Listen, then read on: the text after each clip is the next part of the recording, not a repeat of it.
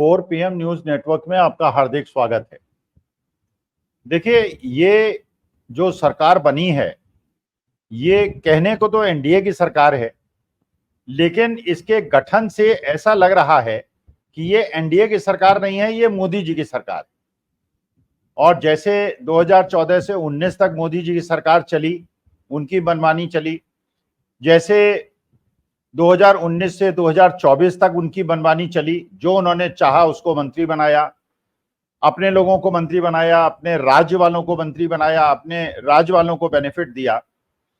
तो इस बार देश की जनता ने ये निर्देश दिया था कि आप एक ऐसी सरकार बनाइए जिसमें पूरे हिंदुस्तान का रिप्रेजेंटेशन हो और इसमें एक छत्र राज्य वाली स्थिति ना हो। इसमें स्थिति ऐसी हो कि पूरे देश का नक्शा हमको दिखाई पड़े। तमिलनाडु के लोग भी हों, कर्नाटका के भी हों, महाराष्ट्र के भी हों, नॉर्थ ईस्ट के भी हों, पंजाब हरियाणा के भी हों, पूरे देश का नक्शा हमें इस मंत्रिमंडल में दिखाई पड़ना चाहिए और देश के अंदर देश को हिंदू मुसलमान करके कमजोर करने वाली प्रवृत्ति से बचना चाहिए। ये जनता ने निर्देश दिया, जनता ने जो मतदान किया उससे ये बताया। हम ऐसी सरकार चाहते हैं जिसमें इस प्रकार की बातें ना हो कि डबल इंजन की सरकार है, सिंगल इंजन की सरकार है, डबल इंजन सरकार को पैसा मिलेगा, जिसको मनाएगा उसको पैसा देंगे, जिसको मनाएगा उसको पैसा नहीं देंगे, बाढ़ राहत पे एक को देंगे दूसरे को नहीं देंगे। ऐसा नहीं होना चाहिए। और इसीलिए जनादेश जो दिया जनता ने, वो इस प्रकार का पूरे देश के अंदर दिया। लेकिन जो अभी तक संकेत मिले, उस संकेत से ऐसा लगा कि जनता के निर्णय को जो लोग सत्ता में बैठ गए, उन्होंने न तो स्वीकार किया न अंगीकार किया। उन्होंने समझा कि वही 2014 से 2024 की सरकार है, जैसा चाहेंगे वैसा करेंगे। और ये एनडीए की सरकार नहीं है, ये मोदी जी की सरकार है। अब विरोध शुरू हुए, लोगों ने विरोध करने शुरू किए। अजीत पवार ने विरोध करना शुरू किया। उन्होंने कहा कि भाई, हमारे तो राज्यसभा सांसद भी हैं, हमें आपने एक राज्य मंत्री बनाने का प्रस्ताव दिया है। और यह प्रस्ताव किसने दिया है? फडणवीस साहब ने। फडणवीस साहब का लोकस टंडाई क्या है? वो है क्या? कौन है वो? रहे होंगे महाराष्ट्र के चीफ मिनिस्टर, होंगे आज डिप्टी चीफ मिनिस्टर महाराष्ट्र के, बड़े नेता होंगे भारतीय जनता पार्टी के, लेकिन मंत्री बनाना ना बनाना तो प्रधानमंत्री का प्रोरोगेटिव है। वहां पे फडणवीस साहब कहां से आ गए? इसका मतलब यह है कि जानबूझकर क्षेत्रीय नेता को, एक मराठा नेता को आपने बदनाम और उनका अपमान करने का प्रयास फडणवीस साहब किया। ठीक है, अजीत पवार को केवल एक सीट मिली और वहां महाराष्ट्र की जनता ने उनके चाचा शरद पवार की एनसीपी को सही, अच्छी, असली एनसीपी माना। यह बात सही है। अजीत पवार ने जो अपने चाचा को धोखा दिया था उसका दंड उनको दिया, यह भी बात सही है। लेकिन फडणवीस साहब, आपने बिना किसी अहर्ता के, बिना किसी योग्यता के अजीत पवार पे जिस प्रकार की टिप्पणी और एनसीपी पे की, वो अपेक्षित नहीं थी, वो अच्छी नहीं थी। अब एकनाथ शिंदे जी का भी बात बिल्कुल कहना सही है। ये भाई, हमारे तो इतने ज्यादा सांसद जीते हैं और हमारी वजह से महाराष्ट्र में आज एक मिलीजुली सरकार है, जिसमें भारतीय जनता पार्टी है, अजीत पवार है, एकनाथ शिंदे हैं। तो अजीत पवार के विधायक और एकनाथ शिंदे के विधायक अगर न हो तो भारतीय जनता पार्टी की सरकार कैसे बन जाएगी? एकनाथ शिंदे को आप केवल 2 मंत्री दे रहे हैं, वो भी राज्य मंत्री दे रहे हैं, कैबिनेट मंत्री नहीं दे रहे हैं, उनका भी अपमान कर रहे हैं। जबकि स्थिति यह है कि महाराष्ट्र के अंदर जनता ने जो निर्णय लिया है उसके अनुसार जो अघाड़ी है, जिसमें उद्धव ठाकरे हैं, शरद पवार है और कांग्रेस है, वो लोकसभा चुनाव के निष्कर्षों पे विधानसभा के अंदर जो चुनाव होने वाला है 4 महीने के बाद, उसमें स्वीप करने वाली है। और अगर इसमें यह भी जोड़ दिया जाए कि जो 5% में लोकसभा में एक सेंट्रल गवर्नमेंट को चुनने के चक्कर में लोग बीजेपी को वोट देते हैं, लेकिन जब विधानसभा का मामला आता है तो उद्धव ठाकरे क्योंकि वहां फेस होंगे और भारतीय जनता पार्टी के पास कोई फेस नहीं होगा, तो 5% वोट बढ़ जाएंगे, तो लीड बहुत ज्यादा हो जाएगी। वहां तो महाविकास अघाड़ी की बहुत प्रचंड बहुमत की सरकार बनने वाली है। तो नेचुरल है कि वहां पे एकनाथ शिंदे और अजीत पवार जो है वो महाविकास अघाड़ी में अगले 5-7 दिन में शामिल हो जाएंगे। उसके बावजूद उनका अपमान करने का प्रयास क्यों हुआ, जब आपको पता है विधानसभा के चुनाव वहां होने वाले हैं? आपने बिहार के अंदर जीतन राम मांझी को, जिनकी पार्टी के विधायकों को आपने तोड़ लिया था, और जिस प्रकार से आप बाकी पार्टियों के विधायकों को तोड़ लेते हैं, पिछली बार चिराग पासवान के चाचा को मंत्री बना दिया था, चिराग पासवान को बाहर कर दिया था, इस बार चिराग पासवान को सीटें दे दी, उनके चाचा को कोई सीट एलोकेट नहीं की। तो कभी भतीजे को आगे करते हैं, कभी चचा पे वार करते हैं, कभी भतीजे पे वार करते हैं। हारे हुए कैंडिडेट्स को आपने मंत्री बना दिया।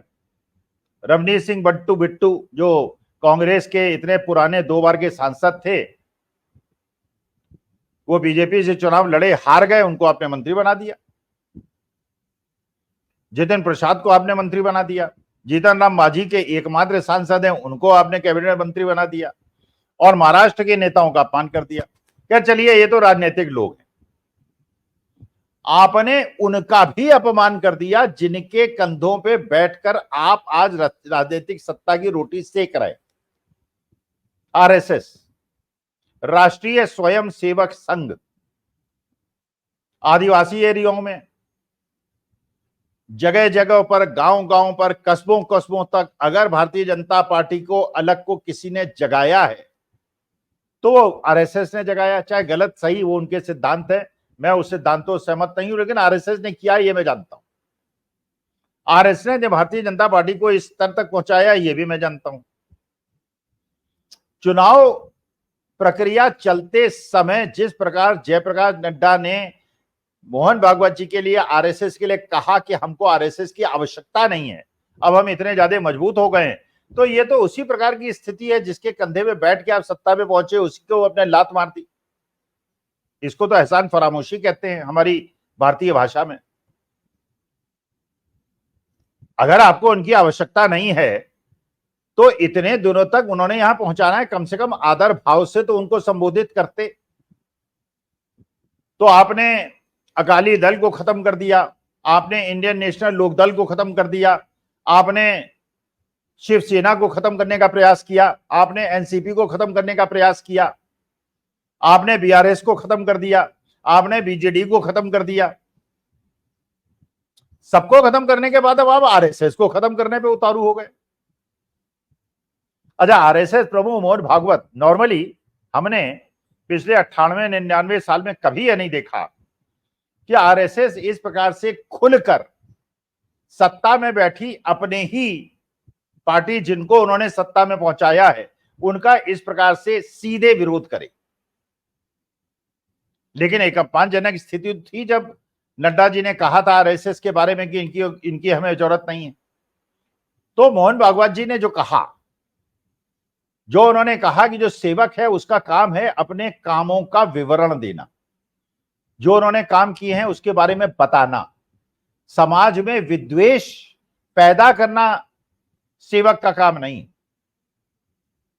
उन्होंने यह भी कहा कि जिस प्रकार से मणिपुर के अंदर 1 साल से हिंसा भड़की हुई है 2 समुदायों के बीच में, और उसको रोकने का कोई प्रयास ही नहीं हो रहा है, उस पर कोई चर्चा ही नहीं हो रही है, उस पर तो कोई बात ही नहीं हो रही है, उस पर कोई बात ही नहीं कर रहा कि एक सीमावर्ती इलाके में जहां पे शांति स्थापित होना बहुत आवश्यक है, वहां पे 2 समुदायों के बीच में या तो लड़ाई हुई है या कराई गई है राजनीतिक हितों के लिए। मोहन भागवत जी ने यह भी कहा ये जो सामाजिक दरार है इसको कम करने का प्रयास ही नहीं हुआ, मर्यादाओं का प्रयास ही नहीं हुआ, मर्यादाओं को स्थापित करने की कोशिश ही नहीं हुई। अब आप सोचिए, भारतीय जनता पार्टी को अपने को भगवान श्री राम का अनुयायी बताती है, और भगवान श्री राम को राजा राम को भगवान श्री राम बनाने में जो केवल एक अंतर है वो मर्यादाओं का है। श्री राम परमेश्वर इसलिए बने कि उन्होंने मर्यादाओं का पालन किया, उन्होंने पुत्र की मर्यादाओं का पालन किया, उन्होंने पति की मर्यादाओं का पालन किया, उन्होंने भाई की मर्यादाओं का पालन किया, उन्होंने राजा की मर्यादाओं का पालन किया। तो भगवान श्री राम तो मर्यादा पुरुषोत्तम है, और उनका नाम लेने वाली पार्टी उनकी मर्यादा क्या किसी मर्यादा का पालन न करे, ये कहा मोहन भागवत जी ने। मोहन भागवत जी ने यह भी कहा, अगर आप उनका न वीडियो सुना तो आप सुने, उनके जो उन्होंने उल्लेख किया उसको सुने। उन्होंने ये भी कहा कि ये आर्टिफिशियल आईटी सेल के माध्यम से, व्हाट्सएप के माध्यम से, फेसबुक के माध्यम से ये जो झूठी खबरें प्रचारित की गई, ये मोहन भागवत जी ने कहा, और उन झूठी खबरों के आधार पर देश को कमजोर किया गया, देश के आधार को कमजोर किया गया। भाई हमारा देश विश्व का एकमात्र ऐसा देश है जिसमें सारी सभ्यता संस्कृति की विश्व की मौजूद है, और हम 75 साल या हजारों साल से प्यार मोहब्बत से आपस में मिलजुल कर रहते आ रहे हैं। तो अचानक पुराने जो मुर्दे हैं उन्हें उखाड़ कर, पुरानी बातों को याद करके, द्वेष पैदा करके, सामाजिक विद्वेष पैदा करके अगर कोई प्रयास करता है, ये तो देश को कमजोर करने की बात करता है। इसका मतलब यह है कि आरएसएस को और मोहन भागवत जी को अब शायद आपस की बैठक में उन्हें समझ में आ गया है कि हमने जिसको बनाया वो तो मर्यादाओं का ही पालन नहीं कर रहा है, वो तो अपने कर्तव्यों का निर्वहन ही नहीं कर रहा है, वो तो सामाजिक विद्वेष पैदा कर रहा है। इसलिए इसका विरोध करना बहुत आवश्यक है, शायद आरएसएस ने समझा। अब कल्पना कीजिए, वो आरएसएस जिसने गांव-गांव जाकर प्रचार करके और अपने जो भी नीतियां थी उसको आगे बढ़ाने के लिए भारतीय जनता पार्टी को आगे बढ़ाया, मोदी जी को आगे बढ़ाया।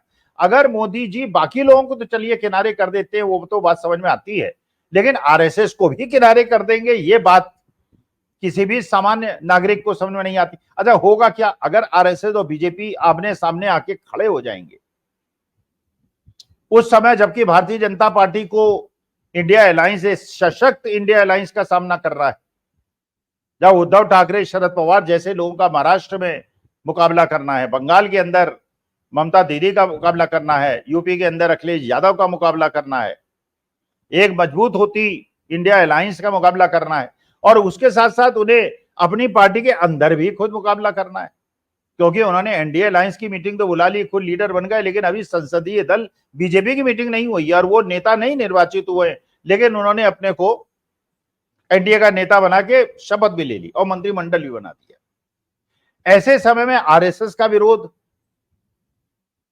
मात्र संस्था का विरोध, सैद्धांतिक मुद्दों पे विरोध, ये माने मोदी जी कैसे झेल पाएंगे और कैसे झेलेंगे, ये देखने का समय होगा। गुजरात लॉबी इसको कैसे झेलेगी, क्योंकि चाहे वो मध्य प्रदेश हो, चाहे वो गुजरात हो, चाहे जहां भी इनके स्ट्रॉन्ग होल्ड्स हैं जो अभी भी बचे हुए हैं, गुजरात के अंदर केवल एक सीट आप आ रहे हैं, मध्य प्रदेश के अंदर एक भी सीट नहीं आ रहे, राजस्थान जहां पे आप अच्छी तरह से जीते थे विधानसभा में, और पिछले 2 लोकसभा में आपने सारी सीटें जीती थी, इस बार 13 सीटें आपको मिली हैं, 12 सीटें कांग्रेस अलायंस को मिली हैं। उत्तर प्रदेश में तो आपको समाजवादी पार्टी से कम सीटें मिली हैं, हरियाणा में आधी आधी सीटें मिली हैं, पंजाब में आपका पत्ता गोल है। तो ऐसी स्थिति में आप मोदी जी चारों तरफ से खुद को घेरते क्यों जा रहे हैं, और अपने ही लोग जिन्होंने आपको बनाया है उनसे पंगा लेने की आपको क्या आवश्यकता है। लेकिन हो सकता है आपकी रणनीति, आपकी कूटनीति और गुजरात लॉबी के जो काम करने का तरीका है उसके बारे में मुझे बहुत ज्यादा ज्ञान नहीं है, तो अब थोड़े दिनों में पता चलेगा कि आरएसएस क्या करेगा, आप क्या करेंगे, चंद्रबाबू नायडू क्या करेंगे, नीतीश कुमार क्या करेंगे, आप क्या करेंगे, उद्धव ठाकरे, ममता दीदी, अखिलेश क्या करेंगे, राहुल क्या करेंगे, आप क्या करेंगे, ये देखने का समय है। देखेंगे, इंतजार करें और बाद में इसका विश्लेषण करेंगे और बात करेंगे। लेकिन जिस प्रकार मोहन भागवत जी ने पहली बार खुलकर इतना कठोर वक्तव्य दिया है, उससे लग रहा है कि महाराज आप बाहर से नहीं, आप अंदर से भी घिर गए हैं, अपनी मात्र संस्थाओं से भी घिर गए हैं। तो देखते हैं आगे क्या होता है। नमस्कार, प्रणाम और धन्यवाद।